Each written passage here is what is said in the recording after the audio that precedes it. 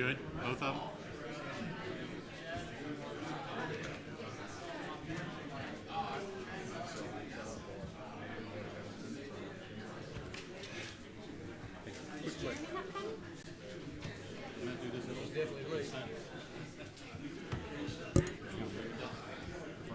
Oh, we're out? Okay. Sit together. Huh? Tell them to sit together. On to Parker. Yep.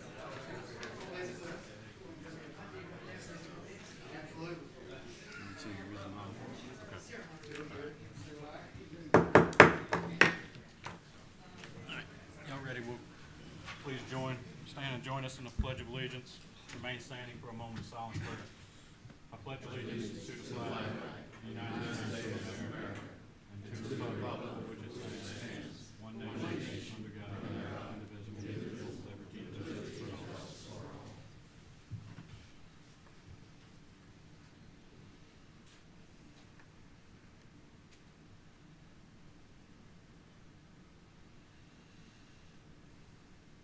Thank you.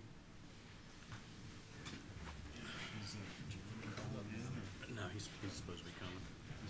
Yeah. He said he would be here. All right, we'll get started with the roll call. I'll be sitting in for Mayor Smith tonight. Alderman LaFontaine. We have City Clerk Tammy Fayard. Ward one is walking in the door now, so he's present. Ward 2 present. Ward 4 present. We also have our attorney, Mr. Malcolm, and I already got Tammy Fayard, correct? City Clerk. Thank you. Under the mayor's comments, A would be Mr. James Moody with BSX to come up and discuss insurance with us.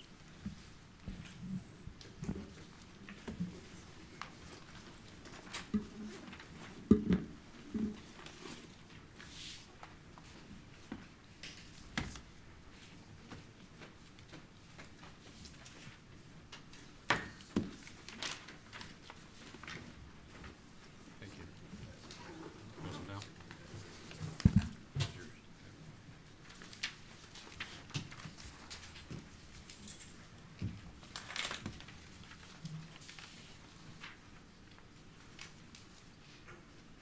Pass it down.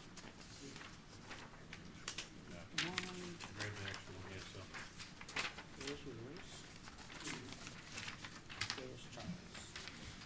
All right. Good evening, everyone. Good to see all of you. Good evening. I met with Ms. Fayard and Mr. Fontaine this morning. Since I've been y'all's agent, I always like to do mid-year reviews, just so we can kind of, this is my way of providing you with an update on how the plan itself is, the health plan itself is That was performing. Miss LaFontaine, correct? Upstairs? Ms. LaFontaine. Okay. Ms. Pam LaFontaine, yes. On how the plan is performing, just to kind of give you a better idea of kind of what you need to, what we all need to be expecting for the renewal.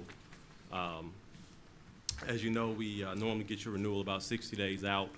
As per state law, the health insurers have to have renewals out no later than 60 days from the effective date. Carriers have gotten a lot better about getting more specifically. Blue Cross of Mississippi has gotten more. They've improved their delivery time with renewals. They've been getting about 70 to 75 days now. So that has been very helpful. So what I wanted to go through very quickly was go through your claims. You'll see a period summary for claims versus premium summary, and also just a historical premium trend rate sheet. We'll start with the primary period summary, which starts at January 2022 through current.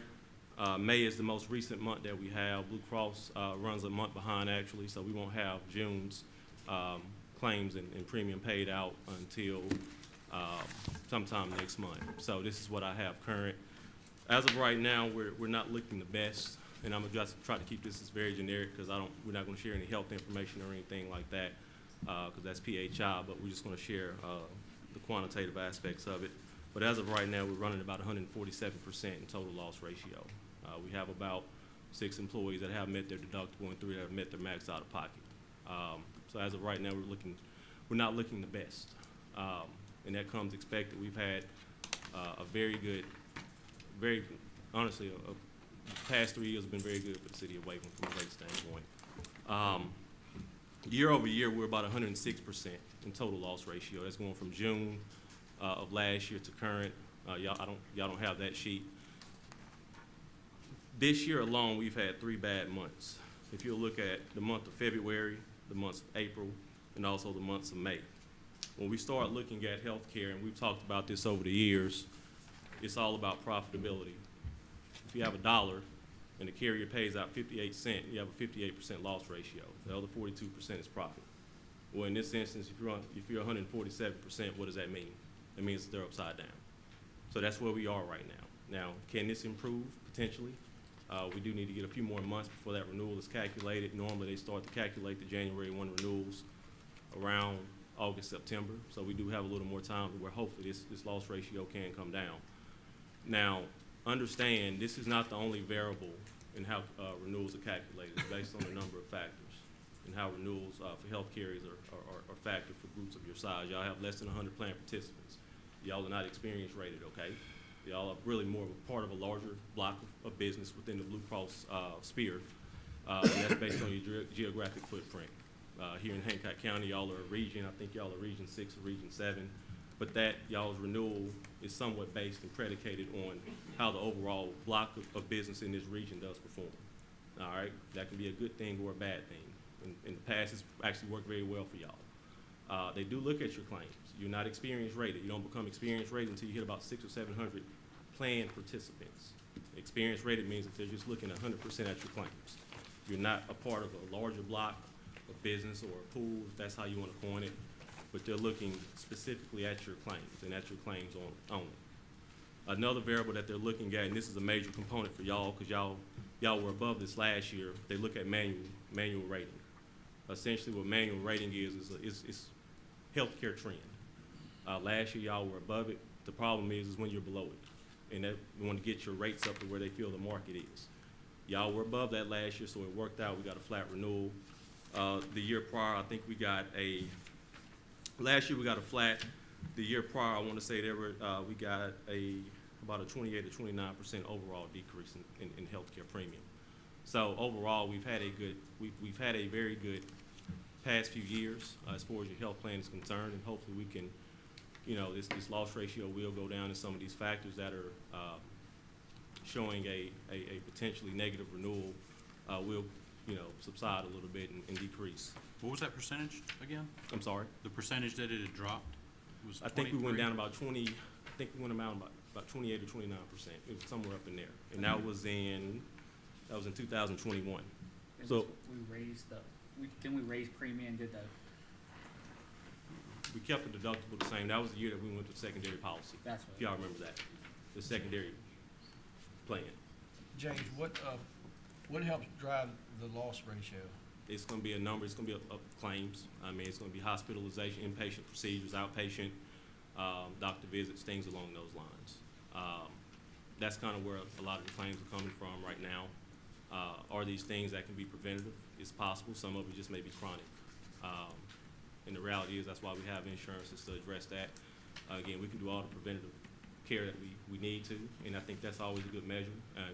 And prior to, I know there were some conversations about us looking at some type of preventative care clinic, and those were conversations that I was involved with Mickey, but I would like to get us back into those conversations if we can. I know the school district is offering, I think they just established an arrangement with Coastal Family Health, and that's who we were eyeing to potentially facilitate that relationship with, because I think it would be good to, especially even for your employees who may not even be eligible for insurance, to allow them some type of access as well to care.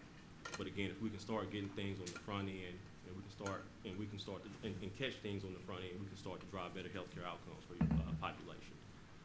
So those are, to answer your question, Mr. Richardson, those are some of the factors as of right now, just overall medical, inpatient and outpatient procedures and doctor visits. If you do look at this last sheet right here, this is a graph, the rate history. You look in 2018, y'all had a $562 rate. As of right now, y'all have a $447 rate. From all the municipalities that I handle in groups that have a similar size as y'all have some of the lowest rates on the coast. I will say that. Y'all have very competitive rates. And the reality is when I became y'all's agent in 2017, y'all got a 13% increase from Humana, if y'all remember that. And that's why we ended up moving to Blue Cross of Mississippi, which gave us that $563 rate. Well, technically, y'all are 4 or 5 years behind really where you're supposed to be. Y'all are kind of bending the cost curve a little bit, which is a good thing. So as of right now, we just have some claims that are hitting the plan. Again, we'll continue to look at that. I am recommending that we, as of right now, before y'all get into budget, I am making a recommendation that y'all do exceed what y'all have normally done in times past, just to protect yourselves. Normally, I think I've advised on 12%. I would go higher than that, maybe 18 to 20% this year. That's just my recommendation for now. As I get more indication on the manual rating, which I will know about 70 days out, that's going to be a real indicator as well in terms of how the renewal will look, okay? Yeah. But this is just where we are right now. I'm not trying to give y'all heartburn, but I'm the kind of guy, you don't wait till the last minute to share something. So We appreciate that. that's just how you do business. So just because I wrote down, Sure. do y'all remember what we budgeted? It wasn't as bad as it was this year because we're renewal, but what did we budget this past year we were expecting? Do you remember? Was it- Yeah, I made was it 8%. I think it was 8%. Yeah. Yeah, So Ron but did when we do our 8%. budget this year, look for, do 20%. I would say 20. Gotcha. And again, that could adjust. That's why we're having this conversation Yeah. now. So if I can get some indications before September 15th, before y'all have to, really before the 30th or the 15th, then we can make that, I can come back and we can make that adjustment. And hopefully I'll have y'all's renewal before then too. Sounds good. Well, And I will share and I'm sorry, I will share this with you all while I'm thinking about it. From a prescription drug standpoint, and this goes back to Mr. Richardson's question, we do have a very expensive drug on the plane. It's costing $12,000 per occurrence, which isn't a very high cost, but it is a pretty costly drug, and that's the highest medication that's driving a lot of, and apparently that individual may be driving the plan cost as well.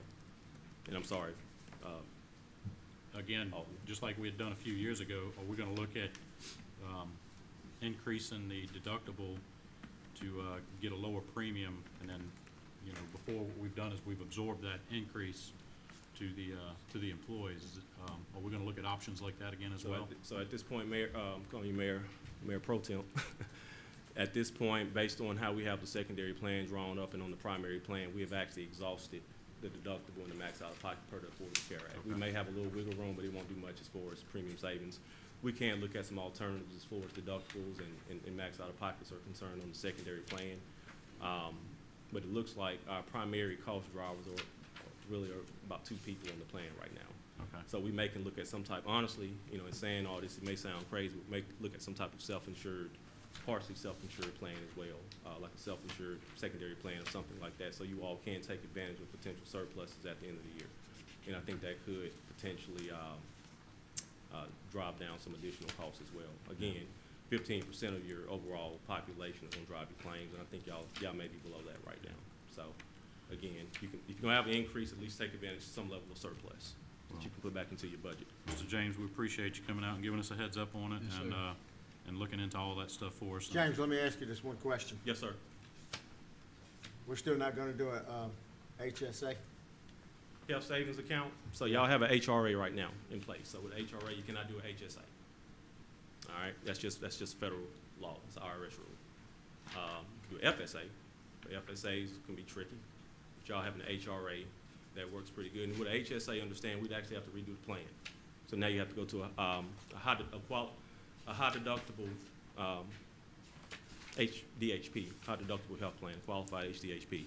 And what that does essentially is it carves out pretty much all co-pays and all deductibles. Now, you have to meet that deductible before you can actually get to the co-pay portion of the plan. So normally you see that in private organizations, and the organization itself is normally willing to contribute a good amount. Like I have a HSA, and Bancorp South gives us $1,000 at the beginning of the year. And that helps me because I don't go to the doctor. But if you have fairly unhealthy people, Yeah, my that doesn't- company gives us $750. yeah, $750. So, and then it actually, and I take the low plan. For the high plan, that actually has post-deductible co-pays to it, mine just has, once I meet my deductible, then I'm at 20% for the remainder of the calendar year. But if you have a plan with post-deductible co-pays, that's the higher plan, they give you $2,000. So again, if you're one that goes to the doctor very frequently, I don't recommend that. However, if you're one like myself, I don't go to the doctor, it's working for me because my money's accruing. So I don't, for a public sector organization, I don't know if that would be the right fit. It's always worth looking at. It could be one of those things where we look at it from a dual option standpoint, but we would need to potentially look at doing away with HRA. That's just something I'd have to look at for you all. That's always an option. And understand from a carrier standpoint as well, we're in a market that's not very competitive. United Healthcare really is our only other option, just because of the market that we have here in the state of Mississippi. We're in Louisiana, we might have Humana, we might have United Healthcare in other markets, but in the state of Mississippi, we only have 2 real markets, and that's Blue Cross and United. And y'all did have Humana at one point, but I don't think they were very fair to y'all in the renewal process either. So they bought the business. So, and yes, sir, I will, Mr. Piazza, I'll look at that as well. Thank you. Everything's on the table. All right. So, y'all have any other questions for me? Mr. Jones or Mr. No, Richardson? thank you. Mr. Jeremy? No, I'm good, James. Okay. Thank you. All right, so good to see y'all. You too. Thank you, All right, James. y'all take care. Thank y'all. All right. Under the mayor's report, be on the agenda. Board, if it's okay with y'all, we could do that as a, we could make that motion to amend the agenda to approve the following items. We could do it as a consent of B 1 through 6. Or do y'all want to do individually? We can I make the motion to approve items 1 through 6? Well, first we need to move to amend the agenda. Yeah. Okay, I'm sorry, amend the We'll agenda. do it as a consent. Everybody's good? I'll second it, yeah. Okay. All right. Motion to approve, To amend the agenda. amend the agenda, I'm sorry. Motion to amend the agenda for items B, numbers 1 through 6 as a consent.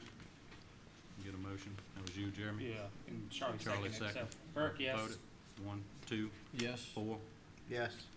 Motion passed. Now we will, if y'all have any of those that you want to remove, if not, we will vote under the mayor's comments B, consent agenda 1 through 6. Burke moves. I'll second.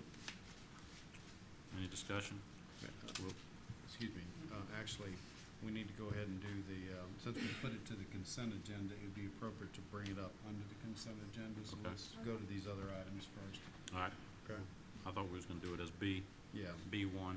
but, well, either way, I Yeah, guess we'll you could do it just either Vote way. it now. We'll vote it now? Yes. Yeah. Okay. All right, so the motion will be for B, under the mayor's comments, B, consent agenda 1 through 6. Vote Burke, yes. 2, Yes. 4, Yes. motion passed. All right, next up is Alderman's comments, Yeah, and I don't Ward 1. know if the rest of the board was relayed the information, and I don't, building department wasn't here, but I got an email from building department, I don't know if y'all saw it. The 305 North Beach application, the wedding venue one that was supposed to, the applicant officially withdrew their application, so it's not gonna be heard. I just didn't know if everybody got sent the email. The second one, I know, I probably would speak for the board, and I think we were all busy this week and so on, but, this past Sunday, I think we were all busy Saturday, past Sunday, a longtime resident of Waveland, Mr. Clarence Harris, got to go to celebration of him. And let me just say, we have a very incredible man. Like, there is some some people that make the world tip. They now have a business, they have a building with his name on it, but I did not know all the things that man accomplished in his lifetime. He still has several more years, but, I was impressed, so. Well, But I say, Mr. Clarence, I think I speak for the whole board, like, thank you for everything you do, and I know it goes unrecognized, but, like, when people were selling stuff about you, not just your kids and whatever else, it made me, it's like, I'm happy, I think we're all proud that we know you, you have been a part of the community, you have helped kids throughout your whole life, and, like, we thank you for that, like, that is what Waveland's about, is helping each other. Yep, thank you.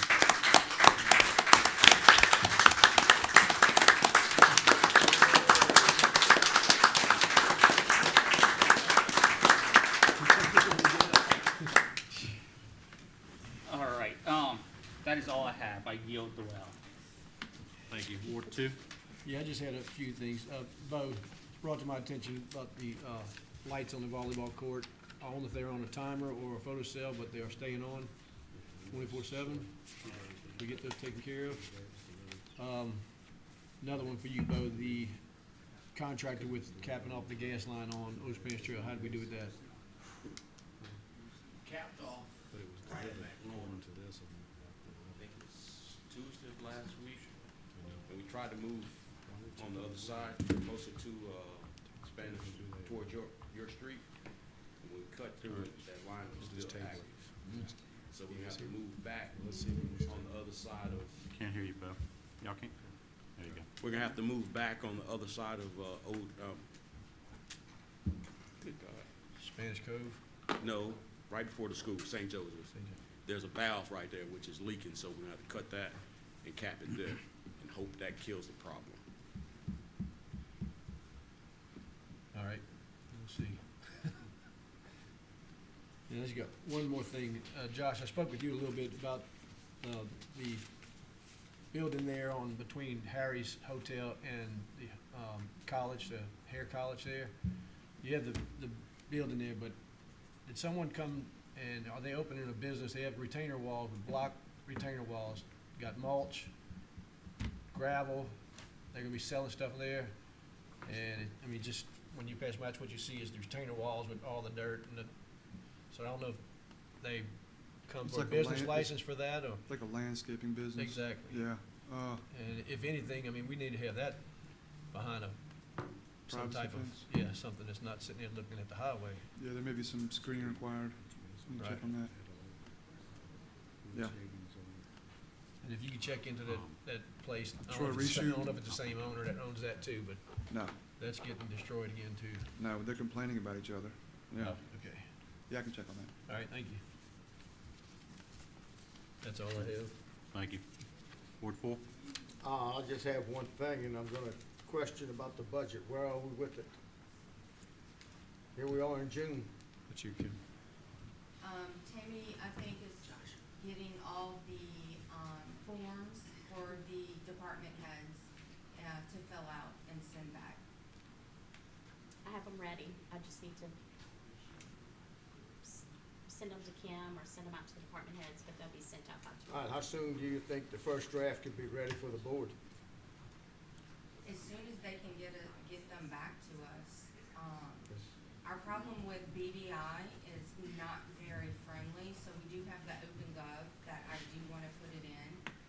That way it reports to you details. BDI does not do that. So everything before, Ron was having to manually put in spreadsheets to present, and that's just crazy. So with, y'all own the software already, we pay a yearly fee, so I wanna try to use that. But there is a guideline from the state that we do have to follow, and we do have that For deadlines. for deadlines. All right, that's all I have. can I speak about that? Go Yeah, ahead. so Yes, you know. Go right ahead. Yeah, you know that, you have to adopt it by September 15th. Right. So Tammy and Kim are going to, we talked about this today. They're gonna create a calendar of when the budget workshops are gonna be held, when the hearings are gonna be held, when the advertisements are gonna go out. And we're gonna work backwards from September 15th, or whatever the meeting is. We're gonna finally adopt the budget close to the 15th, not later than the 15th, and then work backwards. And so once that calendar has been finalized, we'll distribute it, put it on the website, and then everybody will know when the workshops are gonna be, when the hearings are gonna be, and we're gonna adhere to that schedule unless something comes up that prevents us from doing that. But it's an absolute strict deadline. It has to be no later than September 15th. So generally speaking, you gather the information in the month of June, and then in July and August, you're having your budget workshops, and then you have your hearings in early September. And so, so you can adopt it by the 15th or 13th or whatever date you choose to do. All right? All right, Yep. Anything else, Charlie? that's all I have. Thank you. I'll go ahead and put mine in there. The only comment I have is, I just wanted to get with the board on it, is, myself and, Captain and Chad went out and took a look at the pier. Charlie, I think you had It went out a couple days No, I before. didn't get a chance to make it out there, Yeah, and the, you said that you would give me an update. Yeah, it's, was looking at basically the gazebos, not the pier, the pavilions or whatever you want to call them. You know, is there any way that we could possibly be using those right now? And the answer is no. The bottoms of them are all rusted off. We also have the rust up on the top, which most of you have seen it already. If anything, it's getting worse. So, you know, the question is that something that we can separate out and just go ahead and knock down the pavilions, put the handrails back up, and have an engineer just look at the asphalt part from the pier forward? And that way, you would have just the blank slabs there, you know, for people to do things on. They could bring their own tents, pop them up on it or whatever, and until we can get something going. Right. But right now, the pavilions are, I don't think there's anything on them that we're gonna be able to save. But now, speaking with Malcolm, he does have a structural engineer, correct? Yeah, That Malcolm could have go out there and just take a look at it too, just to get a second opinion, so it's not, right. you know, because we don't want to go out there and tear something down that maybe Right. somebody can fix. To me, it looks like it's in pretty bad shape. Right. Um, May I speak to the last Yeah, part? go ahead. Yeah, so there's one other consideration too, which has to do with our FEMA project worksheet and whether or not we'll have to get a modification of that, you know, because we've been waiting for quite a while and we're under the environmental consideration right now. So we'll have to find out and see if they will allow us to modify it to not build back the pavilions. So, generally, they have like deadlines on when you can do modifications and what they call improved projects, but these are special circumstances. You know, we're just now seeing that really is a lot further along the damage than we thought, the deterioration, Is- so. I guess my question, is that included in the pier project? Is it the pavilions and I everything? don't know, actually, do you know? I think Diane had told me that if we do anything to that part, Yeah. it could stop the whole part of the pier also. Okay, so we'll have We're to at see. 80 Yeah. Today is our 84th day, so she had just warned that if you do anything to try to modify, that it could push that 84 back to the 135 day. Right, so we may, what she's talking about, and you probably remember this from a previous meeting, we started the clock ticking on the environmental, review. And so it's under environmental review and there's a certain number of days and it's 135 days and we're on day 84. And so we're trying to be careful not to do anything to start that time over again. So we may have to get it inspected, talk about what you want to do, what you can do, but then wait until after the 135-day period is up. We're close. You know, it sounds like a long time out, but it's not. But it's been so hard to get that time frame started. We don't want to do anything to start it over again Yeah. with the wildlife and fisheries. So, And according to her, just so you know, after our 84 days are over now, we will be able to begin immediately. yeah, Because everything will be passed. She said you have the licenses, everything will be go. Okay. Can you find out if those pavilions are in that scope I of work? yeah, And let us know, because I mean, that may solve the whole thing if you can get started after the 85, right. 135 days? 135 But we're days. on So- 80, so we only have 84 more days, Right. and then we could start. Not 84 more days. We've already passed 84 Right, days. we're past that, Yeah. right. I guess we'll just see what Ms. Kim finds Yeah. out on that. And something to think about between now and then, because we can't Right. do anything for those days anyway, so. Right. All right. That was all I had under mine, so, if everybody's good, we'll move on to, public comments. It's number 6 on the agenda.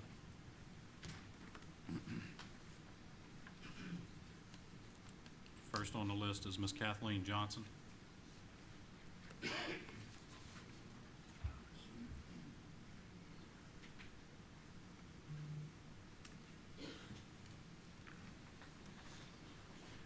Do it myself this time. What's that? Oh, yeah. Yes, I'll be very quick. The straps for the hanging in the gallery were found Sunday. When I came in today, Bo took and showed me where the Alice Mosley prints are stored. The mayor knew where they were 3 weeks ago, he was told. When I saw the prints just now, they're stored on the floor. That's $5,000 worth of prints stored on the floor. Tile floors bleed. I suggested to Mr. Bowe that he get them up off the floor as soon as possible. So with all that, with the straps back up on the wall, we will be able to get hanging if there's no more blockages in the way for us at this point. I'll have to pull the artist back together and get everything re-delivered to me, and I'm gonna try and get on that within the next week. We're all in the middle of shows, so this is very busy. Tammy, the link you gave me for May 18th doesn't work. Could you please send me a live clickable link of the video of the May 18th meeting, please? I'm sorry, the link For on the the link for the. website? Yeah, it doesn't, you sent it in an email and it had 17 in there instead of 18, but it doesn't work. So I really need you to send me a live clickable link so I'm not It's trying to. actually, if you go on the website, it's at waveland-ms.gov, and you click on minutes and agendas. It has the agenda, the packets, and the link to the. Honey, I couldn't find it, so I really need some help. If you could just send me an email with the live clickable link included in the email, I should be able to get straight to it without searching a website I know nothing about. I did try. In your email, you said to go to YouTube. I couldn't find it there either. And Mr. Burke, I have one question for you. Who holds the tax license for the food trucks? You mean, Who signed the paperwork for the tax license for the food trucks? Who signed it? Yes, it says Waveland Food Trucks on the, when they pay their taxes, it says Waveland Food Trucks. Like who pulls the permit? Yes, sir. Waveland Civic Association. The Waveland Civic Association pulled that. Okay, thank you. That's all I needed to know. Thank you very much. Thank you. And I'll get that all hung as soon as possible. Thank you. next up, Mr. Brian Thurlow.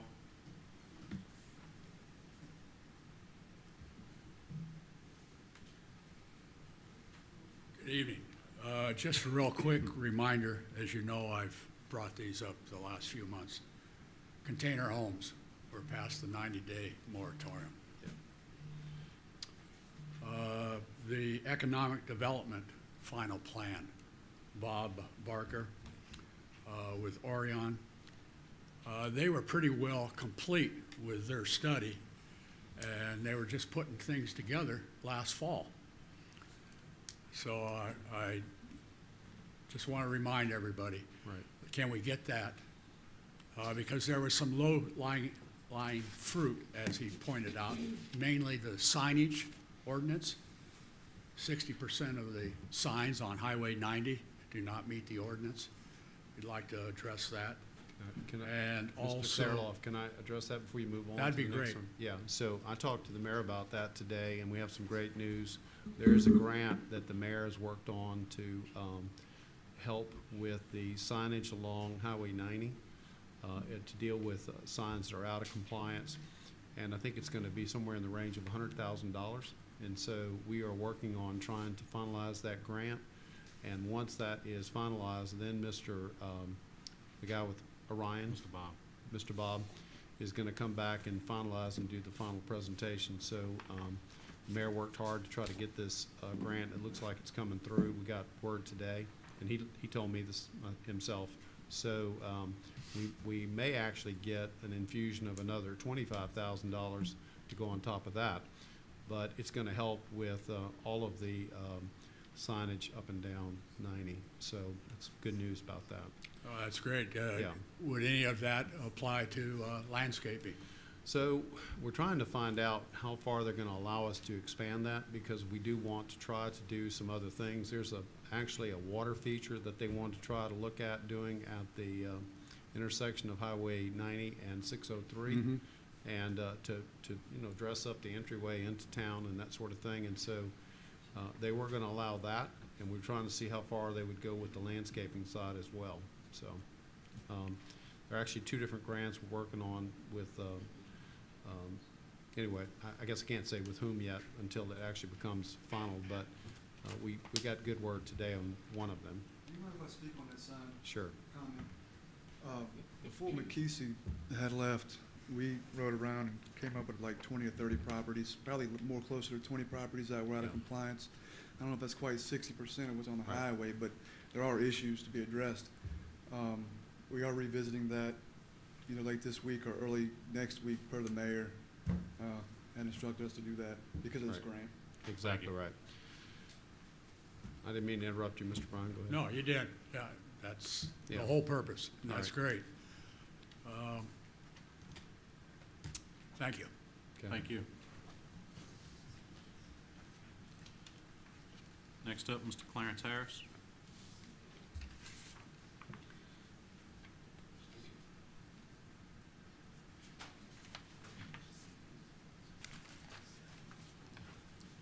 I'd like to say good evening to everyone. Clarence Harris. First of all, I'd like to say that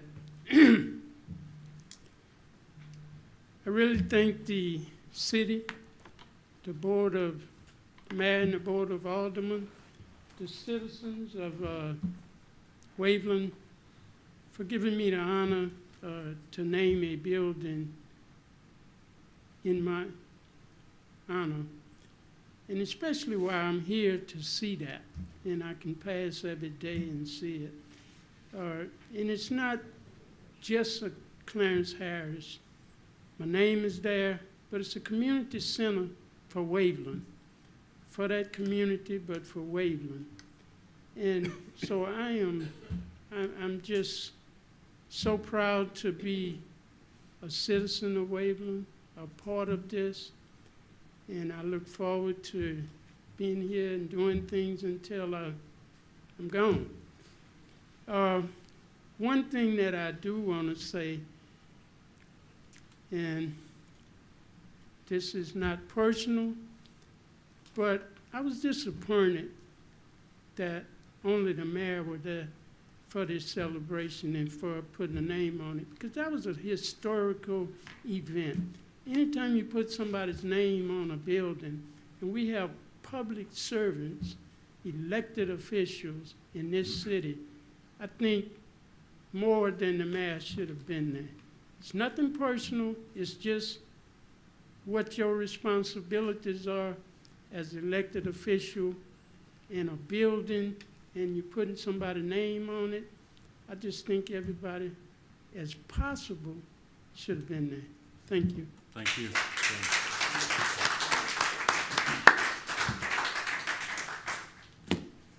Next up, Ms. Liz Stoller.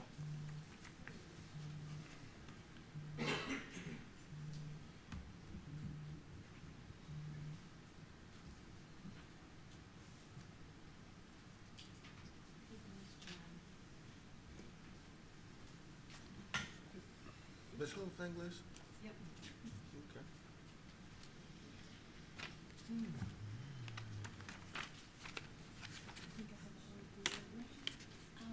This is the release I have. Thank you. Thank you.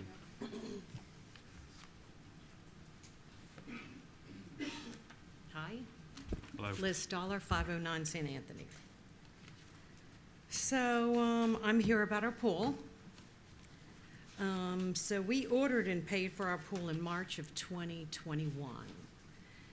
And we were delighted when it finally came to our property over a year later in April of this year. Believe me, we wanted our pool completed and cannot really express our frustration over it not being completed.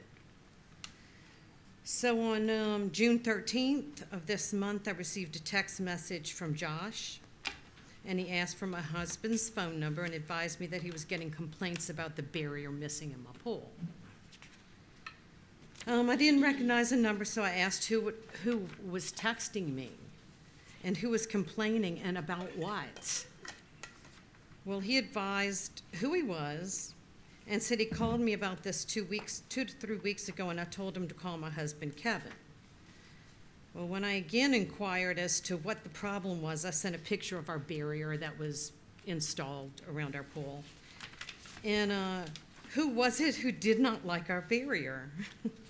And he stated that I could submit a FOIA request, which I did. He said it's specifically says that I had 30 days from completing the pool, my application for the pool. I had 30 days from completing the pool to erect a barrier on the application that I signed. Well, and that it wasn't an acceptable barrier. So I advised him that our pool had not been completed yet, but he stated it's from the point it held water. So he considers it complete because it's holding water. At what point was that, Ms. Liz? That was on June 13th. That it was holding water? It was holding water the day they put it in the hole. It's a fiberglass pool with no bottom drain. And if the contractor didn't want it to pop out of the ground, it had to be held down with water. Anyway, he continued to try to make that argument, but I again advised him the pool was not complete. And this is our fundamental issue. I offered him our information on our contractor, and he refused because he said we are the property owners and the permit pullers. Well, as such, would not we be the ones to determine whether our pool is complete? Anyway, I submitted the public records form the next morning and received the response the following Friday. And that paperwork revealed that Mr. Jeremy's wife, Kristen, filed the complaint. And interestingly, on the address on the complaint was not even mine. It was not even my street. However, the photographs attached were obviously taken just days after the pool was dropped into place. I know when they were taken. Not only are they time-stamped, but right after it was dropped into place, my husband began erecting a permanent fence. We had to leave part of that fence open so that the contractor's machinery could get into our yard and complete the installation.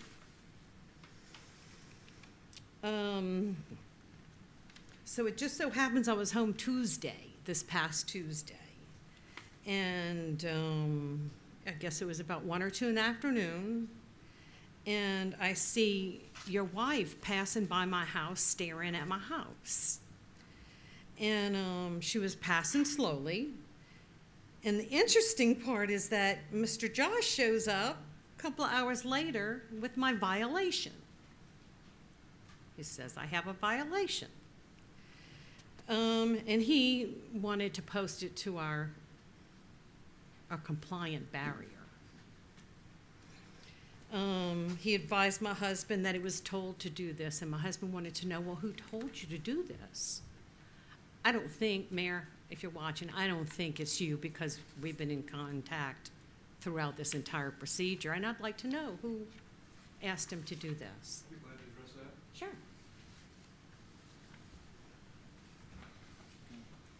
Yeah, of course. Okay, Just- I just some want of the you to things answer that that she, question some of the because I'm things not that finished Liz, oh, okay.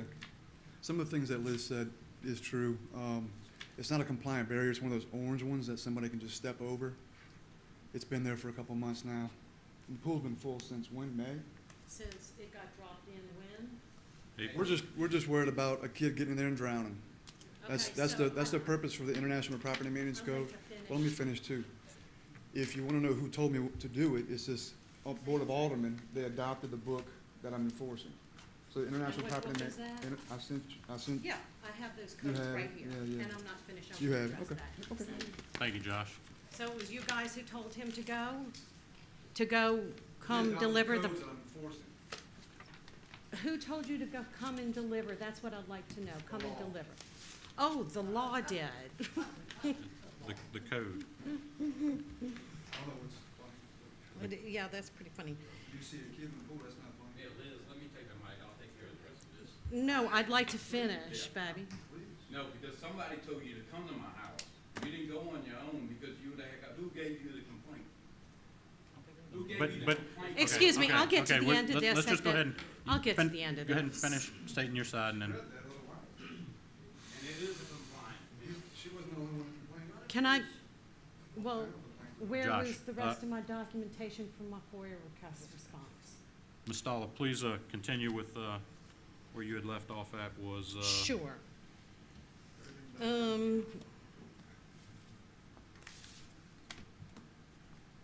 Second paragraph. No, I got it.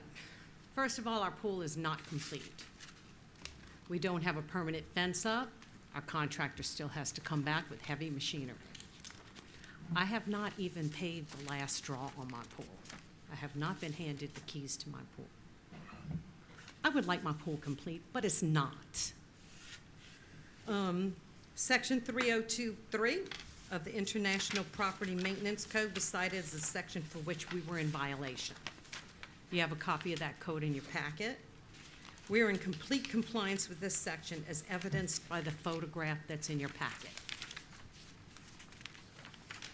Our pool application references 2018 International Swimming Pool and Spa Code, in which barrier is defined as follows: a permanent fence, wall, building, or combination thereof that completely surrounds the pool or spa and obstructs the access to the pool or spa.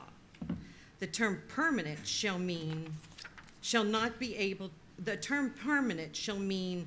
being able to be removed or lifted or relocated without the use of a tool. Of course, this applies only when a pool is complete, per the application for the pool permit, which ours is not. The 2018 ISPSC goes on to provide the barrier requirements. I've highlighted that section in your packet. You'll see the barriers that are up, and we're at the time that Mr. Josh visited to post the violation notice. It's in complete compliance with the code as per the photograph. If Waveland has decided to create its own code and not adopt the ISPSC, we would expect that the building official would have reached out to us at that point.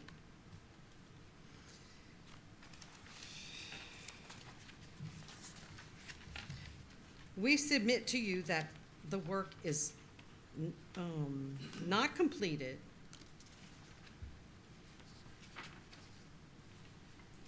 And we also submit to you that work completed, not water, is the test for when a project is complete.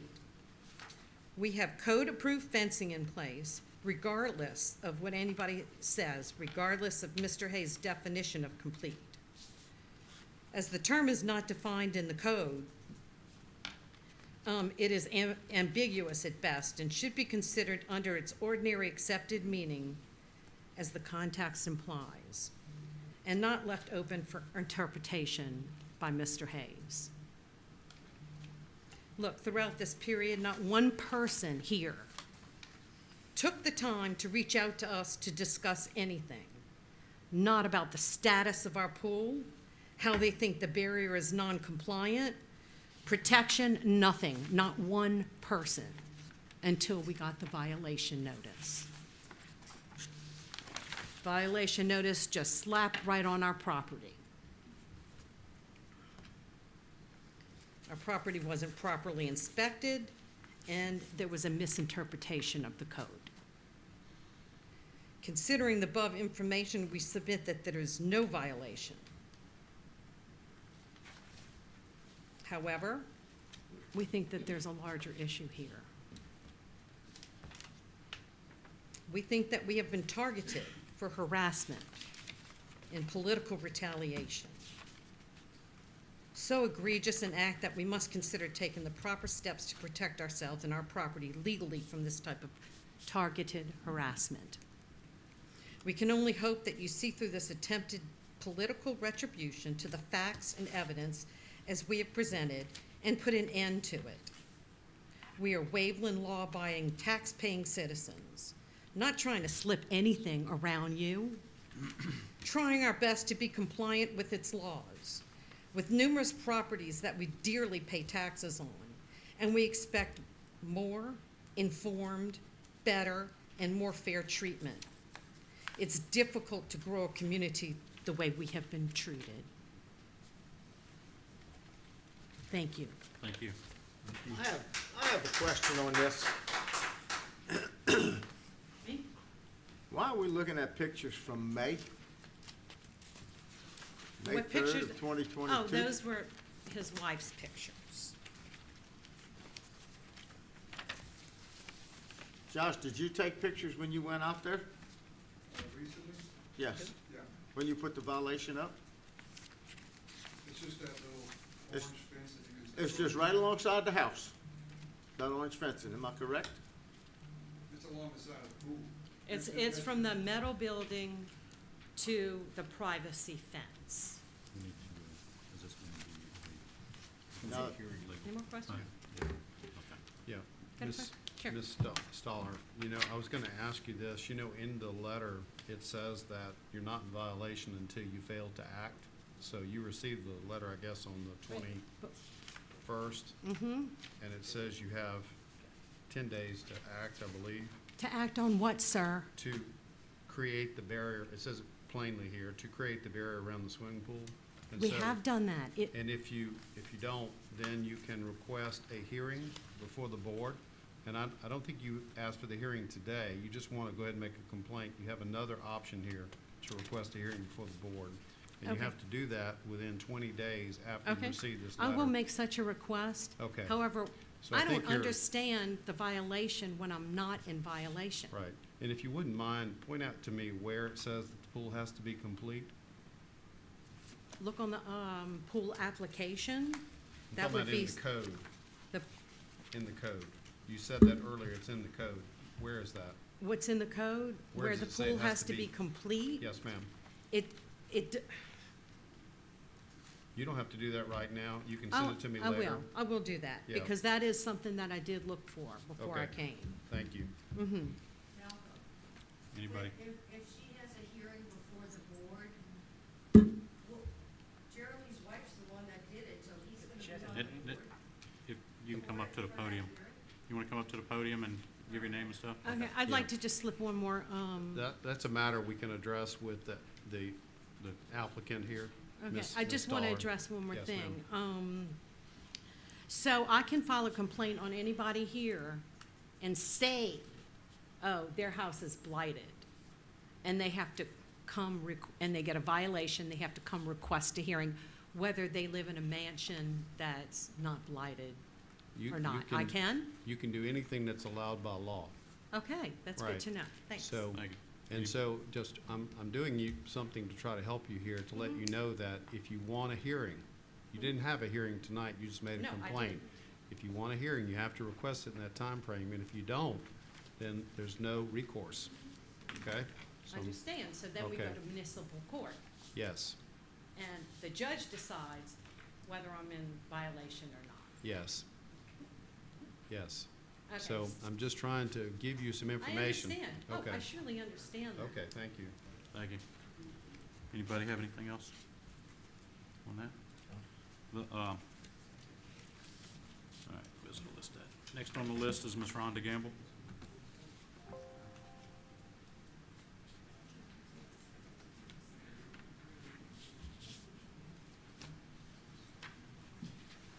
Brian brought up Orion. We have another bill for Orion that's getting paid tonight for $10,080. I'm anxious to start seeing something done. After they presented, it's been months ago that they made their presentation. Nothing's actually been implemented. I'm hoping that after all this money that we keep paying, that we soon start implementing some of that. I don't come up here to talk to you about that tonight, though. I'm sure, and I hope, that you are all familiar with who Elwood F. Bourgeois is. Are you familiar Yes. with that name? Yes. You've Yes. got the park named after him. He is also one of the veterans, one of the military personnel who the American Legion Post 77 was named after. It's the Bourgeois Stifle Ray American Legion Post 77 on Waveland Avenue in Waveland. Elwood Bourgeois was born in 1915. He was the first Waveland citizen who was MIA in World War II. He was in North Africa. His body has never been recovered. However, he was married when he went into the military, but he had only been married for a month.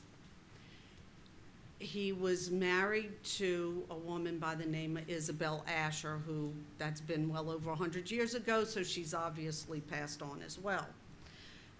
They had no children together, but she remarried after he was deemed MIA, and she had children.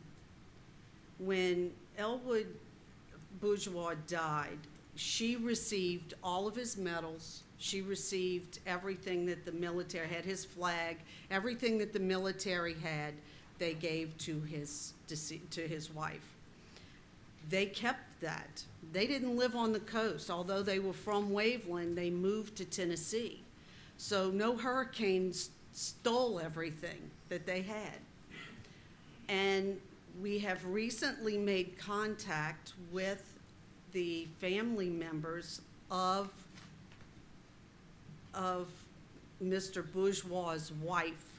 Okay, so her children. We've made contact with them. They're going to be here. They're coming down here this month. They are going to make a presentation. We can't bring Elwood Bourgeois' body home, but they are going to bring all of his medals and his flag, and they're going to present them to the American Legion at their installation on July 23rd. That's a big deal. That is a real big deal for Waveland, and I hope that each of you will take the time and come to that installation. The Post is extremely honored and so excited that they're actually going to be able to get this memorabilia, and they're going to place it in a case prevalent in the Post. So if you can, please come. We're concerned about the amount of people who are coming, so we're going to set up on Eventbrite, we're going to set up a thing there where you can go on and get a ticket. It's free. It's not going to cost anything. A meal will be, you'll also get a meal while you're there. So just so that we'll know how many people are coming and can prepare the right amount of food and have everything ready. So be looking for that. We'll send out an email to all of you and let you know when it's, when it gets on Eventbrite, so you can do that. So come and bring your family. Thank you. Okay, no further public comments. We will move on to blighted property. Number 7 on the agenda is 617 Victoria Street. Josh, let me address that too. Yes. So, the owner of the property is here, sir? Yeah, could you come forward?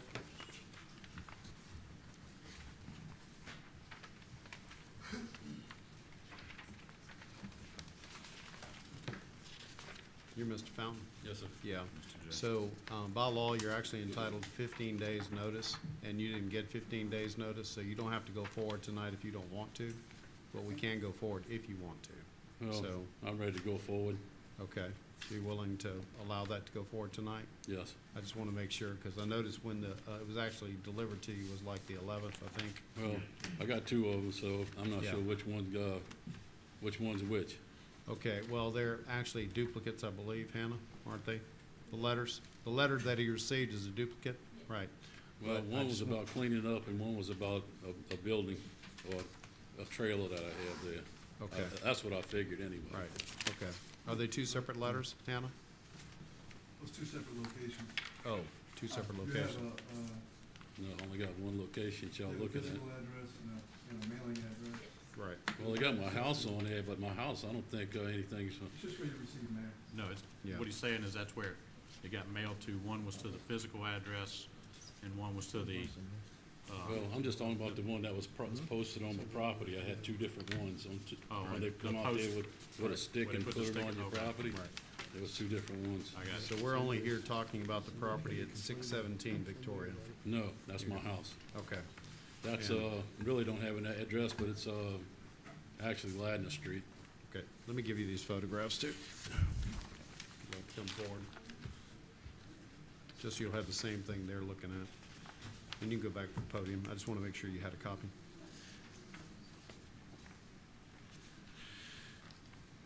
Okay, why don't we do this, because it's only fair to allow you to rebut what Mr. Hayes says. If you could take a seat right here in the front row, and Josh, you come up. I just wanted to ask you first if you wanted to go forward, and you said you did, so we'll go forward. Josh? To be clear, we're talking about, I got one question. We're talking about one property at 617, correct? Correct, this is on the corner of Ladner and Okay. Victoria. 617, that's my house. Okay. So is the parcel number, Josh, 137M-0-35-048.000, is that the one you're talking about at the corner? Correct. Okay.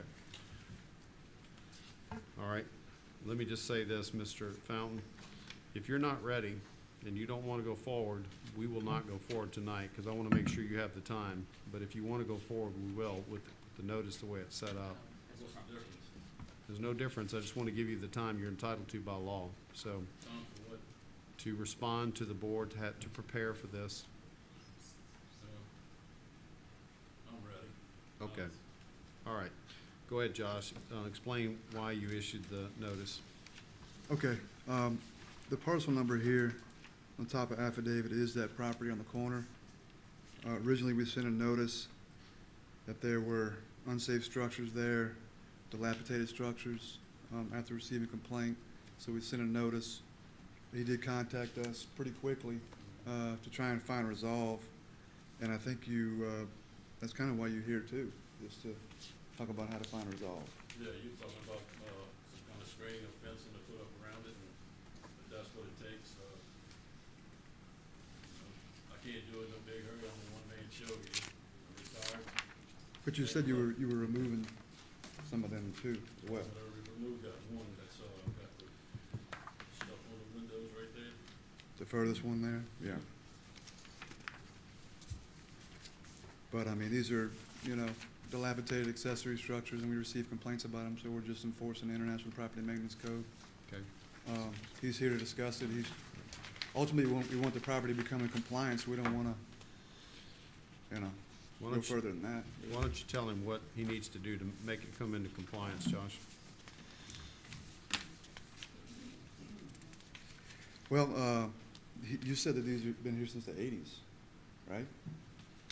Well, those fireworks stands are on wheels and they move in and out, and I use them for, selling fireworks, but I retired, about 2 years ago from selling fireworks. Well, I had one lady wanted to buy that one big one that was over there at that little Mexican place across the street. But, I rent tables and chairs and tents and stuff, and that's what I got in those containers. And those containers have been there way before this law ever come up. It's from like 84. And if you look around my neighborhood, there's nothing but containers. And there's 3 containers that got moved in there like a month ago. Okay. Can you, Right across the street from me, so. can you look at the photographs that we just gave you a copy over there for a minute? I just wanted you to ask you a question about it. Okay. Okay. So the first one, and I'm gonna call it number 1, is the one closest to the street. And Yeah, it's- that's the one I told him I was gonna That's a work white, on getting rid of that one. kind of a white building. Yeah, So you're gonna get rid of that one? yeah. And how much time do you need to do that? Well, I just gotta take the stuff out of it, but, I'm a one-man band. I got diabetes, I got cancer. You need longer than and 30 I'm days? just- Yes, sir. You need longer than 30 Yes. days? And what are you asking for? 90 days. All right? And then Because what I'm gonna do is get the stuff out of it. My brother owns a towing company in Gulfport. Right, I'm gonna see if I can't just load the whole thing up and bring it to the dump. okay. The second one is a green, kind of a green building, you see It's that? a container. Container. What's your intentions about that? Well, that's got I got like just different things in there. I got a, You wanna keep it? four-wheel. You wanna keep it? Yes. Okay. Can Then, I comment on that? yeah, Visiting this property and seeing these accessory structures here, the containers really aren't meant to be on the ground because they're gonna rust from the bottom No, up. they're not on the They're ground. not on the ground. No. Well, it's hard to tell with all this trash piled up around it. Maybe I can walk it with you a little Well, I've better. been trying to clean all of that off, but, I already hauled off like, 2 loads of, bushes that grew over the fence from the neighbor's place in the back. The fence that's up running across the back, I put that up, I don't know how many years ago, but it's still there. But, Can we you know, I just got move? problems with neighbors climbing over my fence, getting over there and stealing stuff out my property, and I don't tell them anything. I even saw one guy and his grandson over there taking 4x4s off my property. Drove right up to him, he didn't say nothing, he just looked at me, and, you know, I didn't wanna start anything, but, over some couple of 4x4s, but, If you want to, just call in the police and they'll be glad to yeah, deal I with it. did that before. They come out there and take your name, you look at your driver's license and drive on, you know? Yeah. I got those mini storages there for me, mommy. They've been saying people's been breaking in there. I got cameras out there. They got, people that go there, I told them, I said, look, they got guys come here 11 to 12 o'clock at night riding bicycles. They go over there by the dumpster, they change their clothes into camouflage clothes, get on their bicycles with backpacks and all this stuff. And that's what I hear they looking for in, Bay St. Louis. They go over there and breaking in people's cars and all this stuff. Right. And plus they break in those warehouses, and not to mention the warehouse itself, it's so filthy, I gotta pick up trash in front of my yard every day.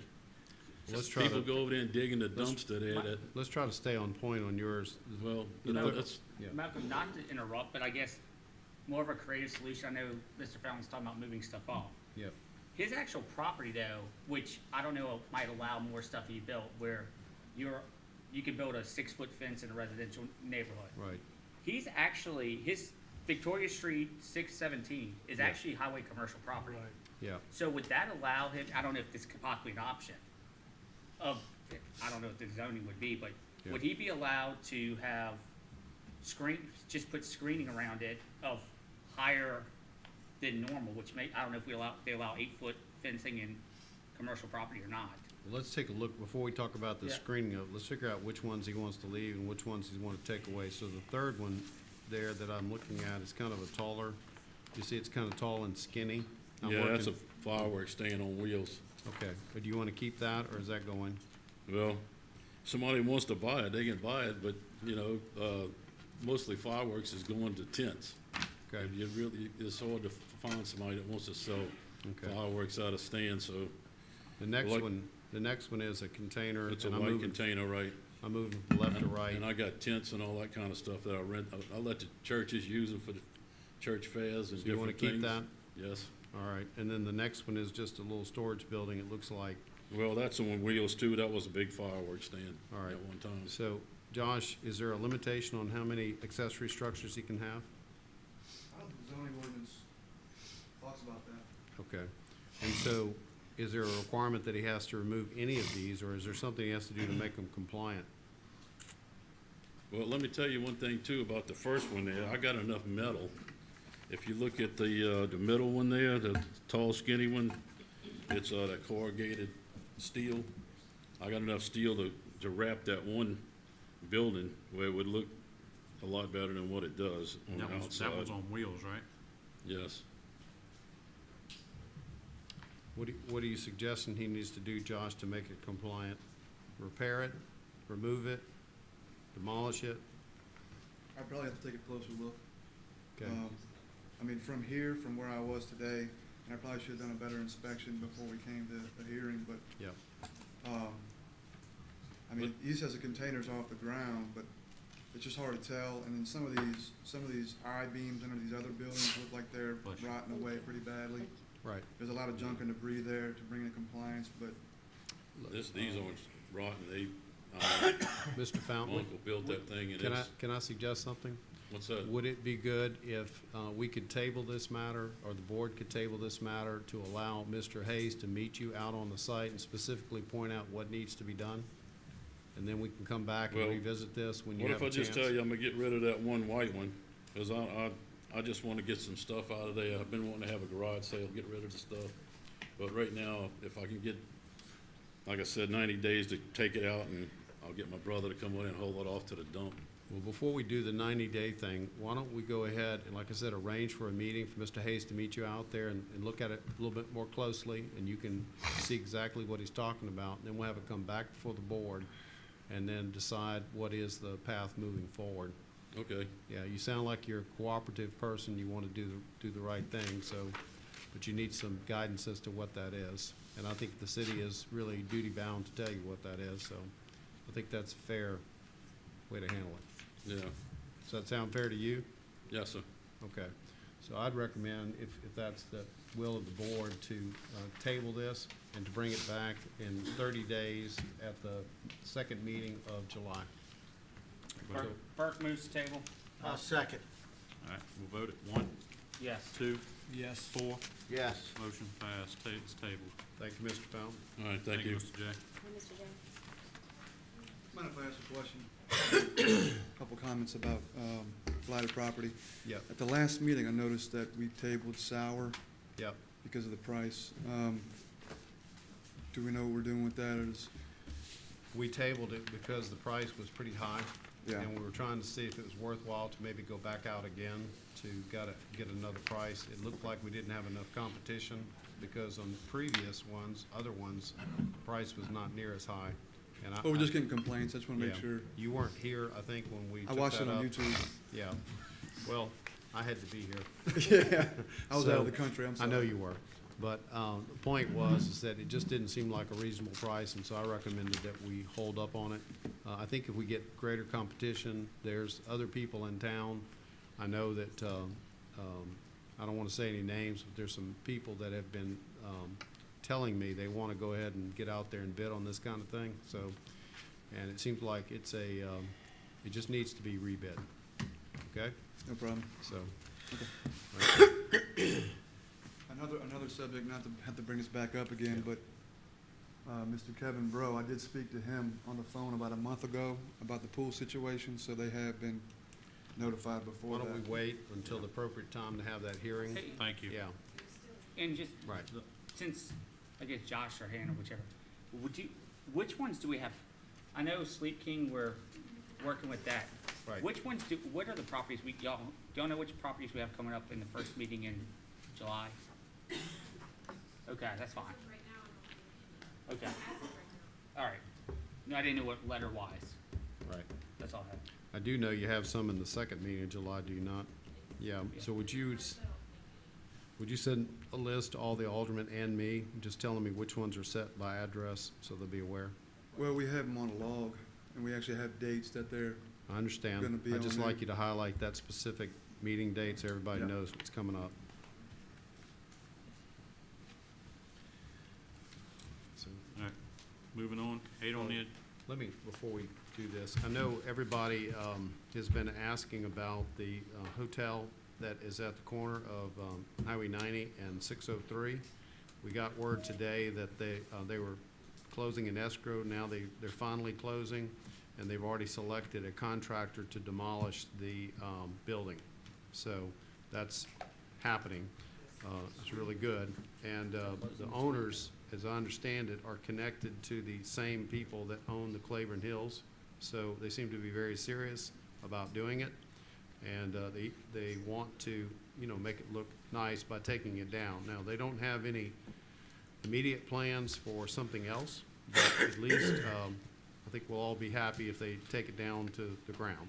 And they're also asking about the billboard that's there, Josh, and so I need to talk to you about that. Okay? it's good. That's all, I'm sorry. Thank you. Shane, before we go on, let me ask ahead, Malcolm, John. Yes. what about the apartment complexes back there? I don't see no progress being made at all. We actually spent a good bit of time on that this week. You want to come back to the podium, Bob? Yeah. Yeah. So, notice was actually served Monday, Tuesday, Monday? yeah, Notice was served Monday about the plumbing issues, because Right. we've had multiple tenants tell us that there's no water there. There's other issues there, but they've been Yeah. trying to resolve them with, starting with a roof on a Right. few of the buildings. I don't see no progress yeah, but- being made. There's not enough progress being made. right. I'm So, like Charlie, a while back we was told about the roof, but Right. I don't think they have any of them done, do they? Well, they get- Malcolm and I talked about this. right. They got a building permit for the roofs. They were starting on 6 buildings, I think it was, to start with, Josh. and then, they got so far on the roofs, and then they, let the contractor go, or the contractor quit, I guess. Well, he actually And so- came to my office the other day. Right. Monday, I think, and said this guy's a crook. Yeah, He's not paying me. Yeah. This, and this, and yeah. So we're gonna be bringing this back to your attention because, did you count up the days for me on the permit? Because they had 180 days to comply. August. Early It's August is expired. Okay, so we're not gonna wait till August. We're gonna go ahead and schedule this for meeting in July, but we have to do a notification. Now, what he's talking about on the water is one of the residents at building 100 through 108 was telling us that the hot water was on, it was off, it was on, it was off.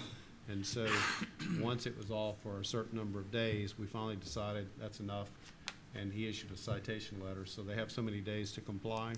That was issued Monday, and if they don't go ahead and bring it to compliance, we're gonna take that to city court. Did we give him 7 days? Right. Right, How many days? Seven. Seven. right, right.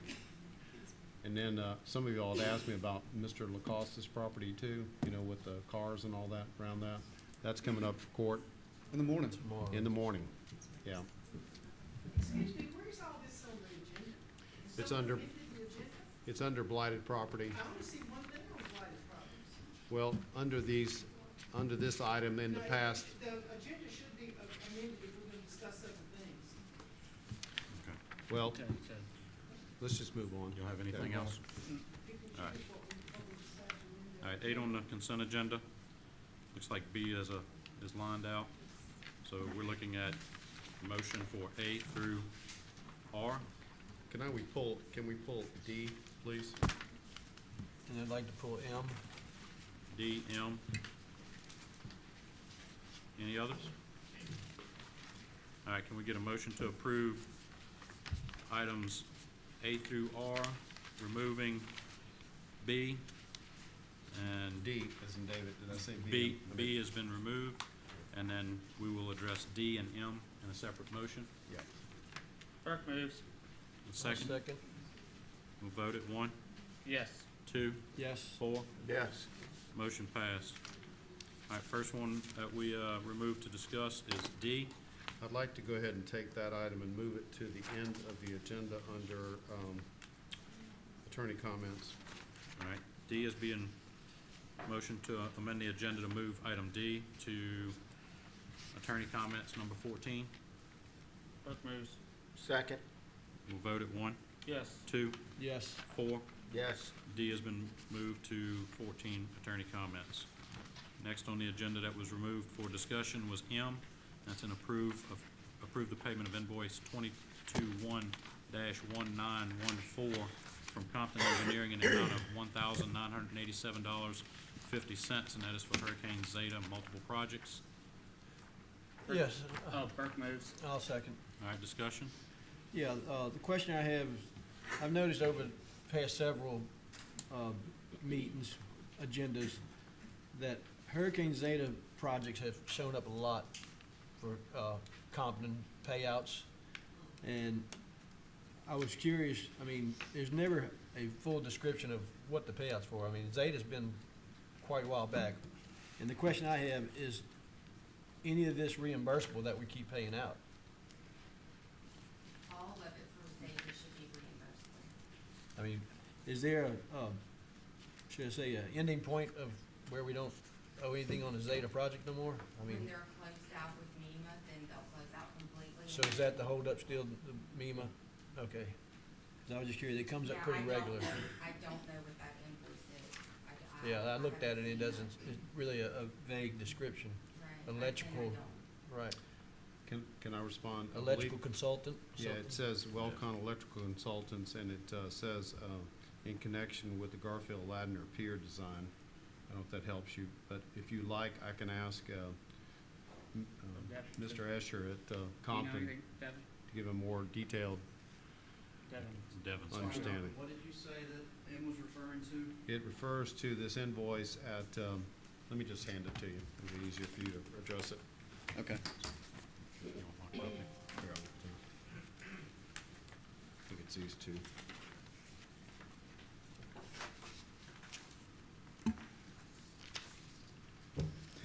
Okay, so the Waveland Public Works, this would be in relation to doing the electrical design for the Public Works pole barn. He had done the work a while back, but he has just now invoiced us Okay. for what he's done. So this is actually Wellcon invoicing you and you're invoicing us. Yes, sir. Okay. But that's for, why would it be under Zeta project? That's when that was damaged. That's That's what the still Zeta PW is there. under is Zeta. Right. Bobby, I can explain that. Because we didn't have a pole barn. Well, that's what they did. They're doing it as an improved project, correct?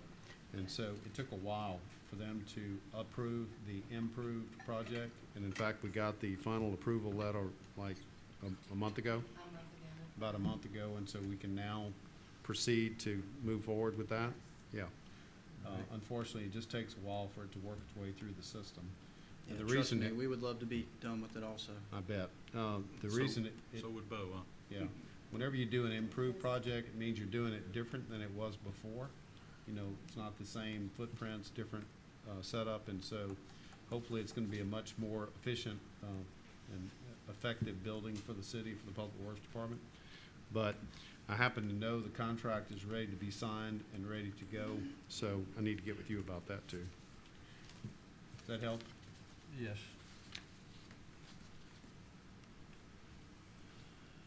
Good. Anything else for Devin? That's all I have on that. Thank you, Devin. Thanks. All right, nothing further. We'll vote motion M. Burke, yes. 2, Yes. 4. Yes. Motion passed.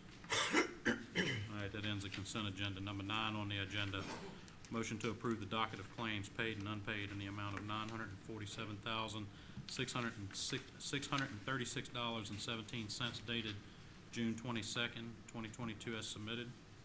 Burke moves. I'll second. Any discussion? We'll vote at 1, Yes. 2, Yes. 4. Yes. Motion passed.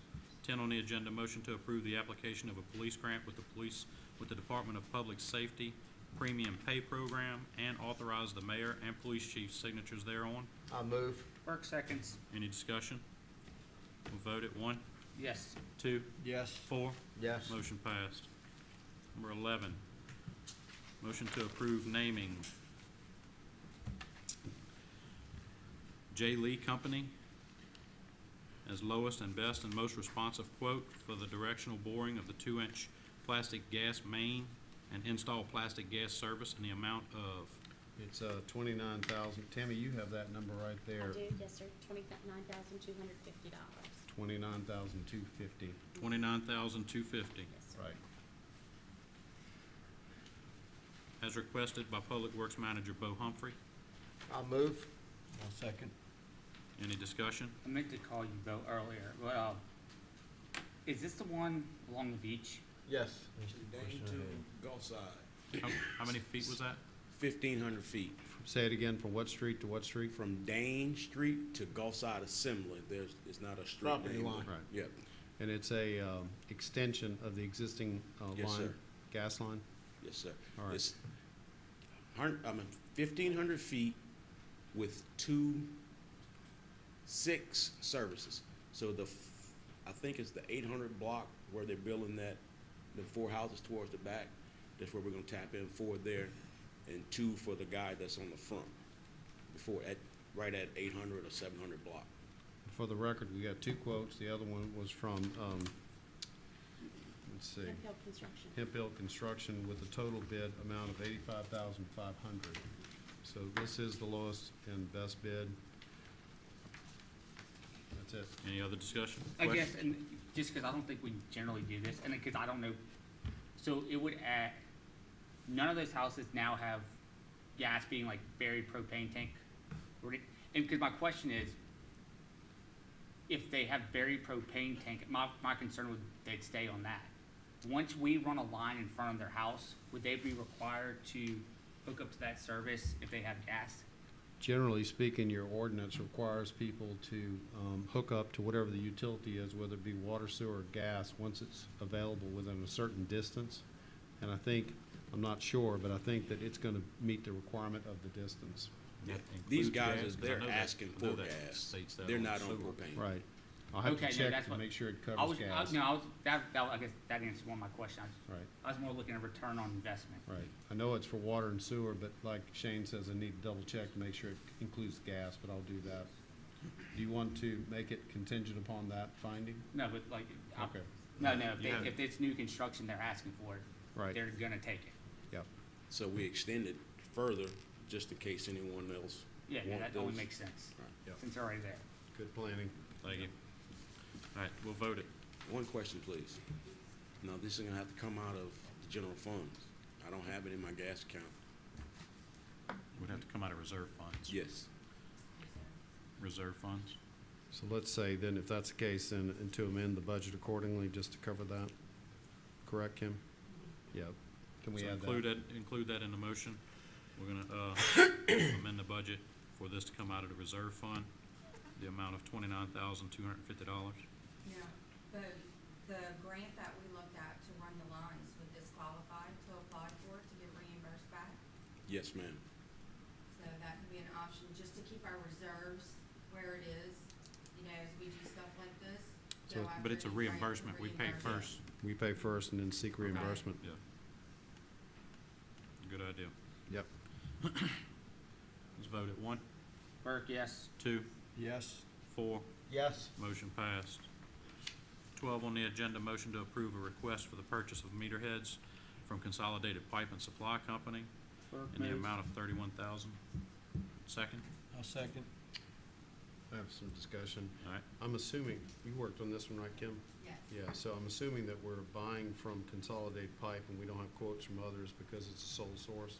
And yes, it's the contract, it's the meter head Mhm. is gone out, and what happened was, Mike had asked me to look at the income coming in from utilities, Right, and when I got with Julie, we were going through it, well, the meeting had come up with, Shane had the citizen that filled a whole swimming pool and their water, got no water bill. right. And so I went back to Julie, and she explained to me that some of the meters weren't reading right because they were older. Okay, So we went through inventory, and it's never been tracked correctly, so now I have a system set up to where, yes, this is a lot of money, right. but we can track it now. So if we can just get enough meter heads to replace the 250 Yeah. and have a reserve of 100 of the ones that will go out the next time, then we won't lose any income coming in. My question is more about purchasing, you know, normally we have to, have two quotes for this amount. And so if we don't have two quotes, then we have to declare it's a sole source, if it Yes, is. It is. And so it's required that we use this, consolidated pipe meter because for our, I'm assuming our electronic meter readers? Yes. Okay, so can we, Lifespan of the meter is 15 years. what now? The lifespan of the meter is 15 years. 15 years. And So- everything we have now was after Katrina, so we're over the 15 years, so I replaced a lot So of them. before we approve this, can we have a finding on the motion that it is a sole source item because it's required under the electronic meter reading, system that we have in place? Yeah. All right, we'll add that to the motion, that it is sole Motion. source to meet the requirements of the meter reading system. And anything else on it? Yeah, I just had a question. I know it says, purchase requested by Comptroller Kim Boucher. With Julie being the head of department, she aware of, did y'all communicate Yes, her together and I and she met was aware? several times. Okay. And I think part of the thing too on that, Bobby, is that currently those are being flat billed, because those heads aren't reading at Right. all. Right, So- yeah, that, All right, we'll vote at 1, Yes. 2, yes. 4, yes, motion passed. 13, motion to approve a quote from David Chancellor, Big Pop Fireworks, to present a fireworks show on Sunday, July 3rd, and authorize the mayor's signature thereon. Proposed cost being listed as below. A 10-minute show is $12,000, a Can we- 15-minute Can show we is do these separately, $18,000. A and B? Okay. Motion to approve quote from David Chancellor's Big Pop Fireworks to present fireworks show on July 3rd.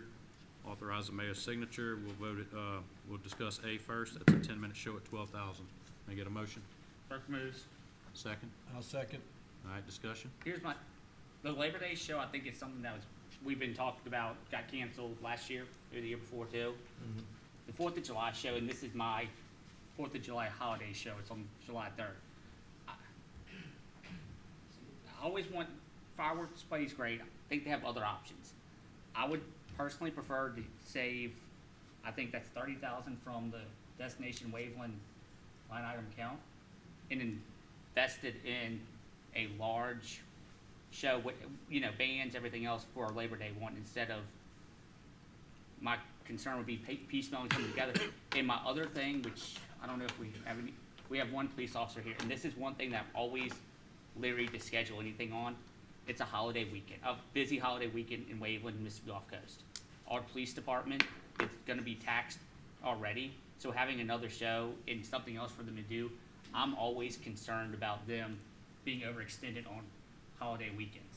So my opinion is a 15-minute show is fine for Labor Day weekend. The 10-minute but I wouldn't want a 10-minute show or 15-minute show for July 3rd. See what I'm saying? No. See, To your point, though, I mean, I'm on the same page as you basically, because we have 12 days between now and 4th of July.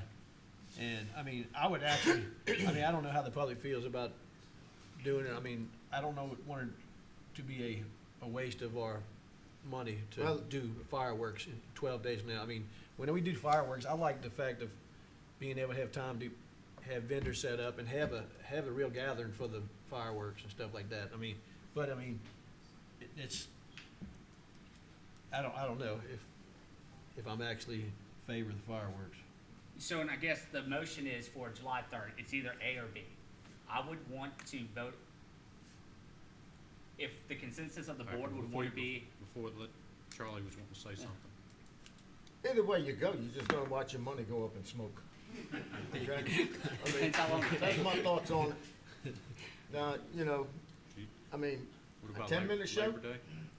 Huh? Labor Day, I mean, you don't want to do any fireworks or just on this one? Well, what I'm saying is, a 10-minute show, you drive out there, you park, the car engine don't even get time to get cold. Okay? I would like to see it Labor Day, but then again, for 10 or 15 minutes, I just don't see it. And the 10 or 15 minutes doesn't bother me. It's just the fact of, I'd like to have it something organized where we could have vendors and food people and- come out, food, and people can enjoy the Music. day like we always do, like we did before. I mean, that's just my opinion. Rather than deny it, it sounds like maybe the idea is to table it and bring it back in a future meeting with a new date. It sounds like the group does not want to have it on July. No, the way it was explained to me, It's that's, not time. Yeah. It's not enough time. I don't know if it's legal, or could we ask Well, the and- audience here just raise their hands? I mean, I would go, if 80% of these people say yeah, I'm gonna say yeah, let's do Well, it. again, but the way it was also explained to me is that they were gonna have food vendors. So, Right. I know y'all 12 mentioned day- food. Yeah, I was gonna say 12 days is kind of tough to get. And then I guess, just because we're discussing fireworks at Holt, if we have something on Labor Day, I think traditionally Wave Fest, when it was a thing, was on that Sunday of Labor Day. If we have a Wave One event on Labor Day weekend, Saturday or Sunday, I think Sunday would probably be the, Sunday would be probably the best. That's Monday's Yeah. birthday. Now, the 4th of July was moved to the Yeah. Labor Day because it's also the same weekend as the Crab Fest. yeah. So that's why we had moved it. But- Yes, ma'am. But They're there, gonna put a fireworks show on that same night down in St. Louis after the Crab Fest closes down. Is that gonna be, I was told they wasn't doing any. Saturday? They're not gonna do it this year? I was told they wasn't doing any. No, No, it's Thursday, Friday, and Saturday night, they're not having it on Sunday. Oh, okay, so Right. But I don't- yeah. Just Labor Day. All right, so, No, but I think Question then, are we still going to allow, people on the beach to have their bonfires and fireworks? I mean, I would that's a think- tradition. Yeah, I would think so, most The definitely. county does that, right? Yeah, the county, and it's, I think it's 2 week, is it 2 weeks or 10 days? Yeah, but I always thought that if you wanted a bonfire on the beach, you had to go to the fire department to get a Well, I'm sure Yeah, that, they permit have to to get burn. a permit. So, But is that permit through Waveland or is it through the county? Would it be you had to go to the Waveland Fire Department to get it. no, it's the county. Waveland? County? No, no, Waveland, chief? Waveland, because they make sure they clean up after. Okay. okay. Yeah, and just so you know, Mike Pendergrass was all for it. He said that he could pull it together. I believe it's in those, like, those stone In the areas. pits they made? Yeah, the pits is county. Okay. That's the county. All right, so, All right, so What's the pleasure? which, it's the pleasure of the board. so if you wanna make a motion Well, now. right now, the motion on the floor is for 13A. So can I just Y'all ready to move my vote? motion and vote those together? I'm just, First you wanted to vote them separate, now you want to vote them together. oh, I just, Yeah. want- no, because I guess my deal is if everybody wanted to do it, I'd just soon do the 10-minute one than whatever else. But if the consensus seems to be no, I just say vote it all, fine, just vote the first one, so. All right, Mayor 13A. Pro Tem, could I ask a question? I mean, Go ahead. could we ask the public in this room whether they would like to have it Go ahead, by Bob. raise of hand or not? On, Go ahead, Bobby, ask. yeah, I'd like to get a raise of hands of, do we want the fireworks? Who wants a on- fireworks show or who don't? When? Yes. Yes. That's about a 50-50. Yeah. Um, Go ahead. You calculate that, that's a long time. You pop a couple, and then you do 10 minutes, that's, you haven't, I mean, it is a long time, save the money. Yeah. All right, so Bobby, did you get the, Did you get your information? did y'all get the, You got it? It's You got kind it? of thin. Hey, all right. Captain?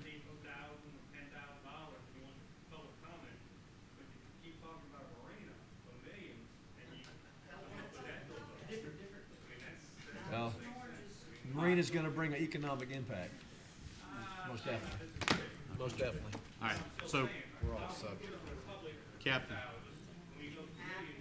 We're off subject. Captain, we're gonna, I see what you're saying with the marina, but we're gonna make a decision on the fireworks, so for or against, I'm just saying, I think I find it odd for a small ticket item, most public input, for a larger ticket item, you don't ask. all right, I get it.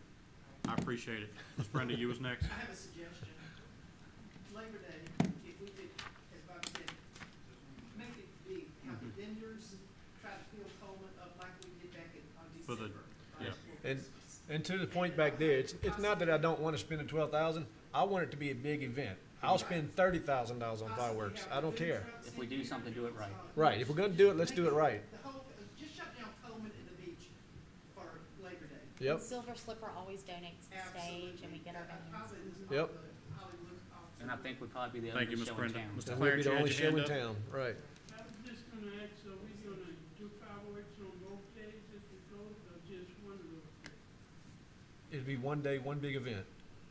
So if you do it on Fourth of July, you're not gonna do fireworks on Labor Day? We're not gonna do it on 4th of July. We're gonna have a big event for Labor Day. Yeah, yeah. So let's vote. So right now, it's, Yeah, Labor Day event. all right, let's vote 13A. Burke, no. 2, No. 3? Oh, I'm sorry, 4? No. The third one down there, If they, Charlie. if three You could've answer, voted. we- You- third All right, answer, you've yeah. in trouble. All right, so, Another motion? now let's have a motion for, to approve a quote from Burke. David Chancellor for Burke B, moves. 13B. Second? I'll second. All right, y'all ready to vote it? Burke, no. 1, 2, No. 4. No. All right, Substitute motion? You wanna do a motion now or wait till we get another quote for No, just, till Labor Day? I think Labor Day? what I just prefer, and I guess it's not necessarily bound, I'd say whoever's in charge or however City Hall wants to do it, Just bring if it y'all back. can get, obviously residents, volunteers are the ones that make Waveland go round. I think try to figure out a way to get a Sunday event of Labor Day weekend. Okay. And go ahead and get some vendors in line and let's make it a big one. All right. So, 14 on the agenda is attorney comments. We had moved item D from the consent agenda to 14. And actually, this is going to go into item 15. I'd just like to have a closed session to determine if we need to have an executive session for a personnel matter within the Public Works Department to discuss a disciplinary matter. Can I get a motion? I'll make it. Second? Burke seconds. All right. 1, Yes. 2, Yes. 4. Yes. All right. We'll go in and see if it meets. Keep waiting for that 3. Yeah.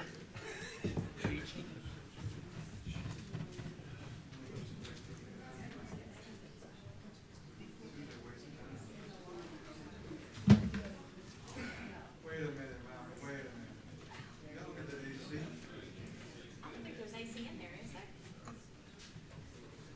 AC's not on.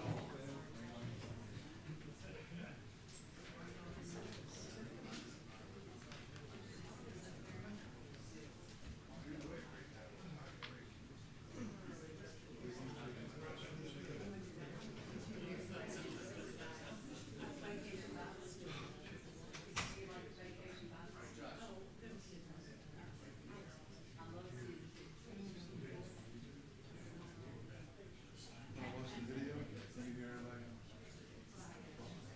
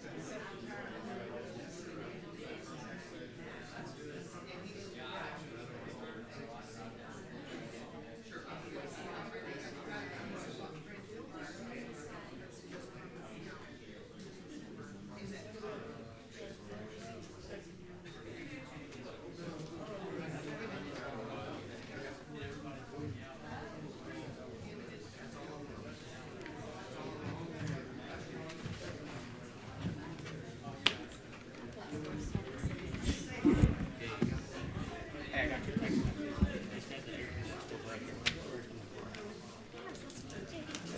You did good. I get a motion to exit. I'll move. Burke seconds. 1, Yes. 2, Yes. 4. Yes. All right, so Okay, it was, you wanna explain it?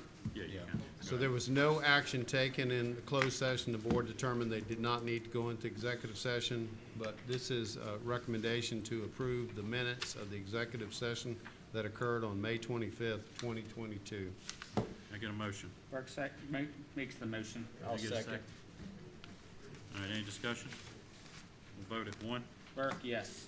2, Yes. 4. Yes. Motion passed. Ms. Can't wait to bring AR, you can go ahead and post them tomorrow. Yes, Can't wait sir. to bring my wife. All right. Thank you, sir. Nothing further for 15, Malcolm? No. All right. So, 18 on the agenda, motion to adjourn, Burke moves. second. I'll second. All right, we'll vote it. 1, Yes. 2, Yes. 4. Yes. Thank you. Meeting is adjourned. Josh, did Hannah leave? She left already? Did you tell her what I said? Huh? Did you tell her what I said? Make sure you do.